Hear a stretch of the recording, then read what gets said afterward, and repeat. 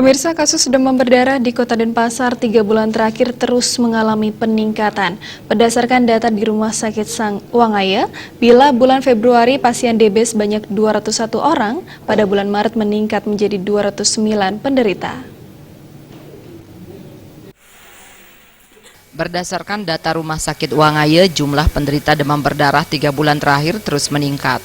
Bulan Januari, jumlah pasien rawat inap mencapai 80 kasus, anak sebanyak 15 orang dan dewasa 65 orang. Pada bulan Februari mengalami peningkatan dengan jumlah kasus 201 pasien, dengan rincian anak sebanyak 55 orang dan dewasa 146 orang.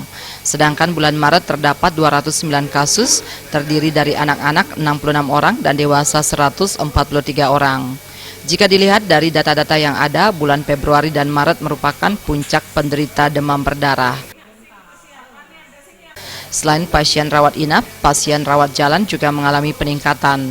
Bila pada bulan Januari ada 24 orang, di bulan Februari meningkat menjadi 89 pasien, namun untuk bulan Maret justru turun hingga 8 kasus.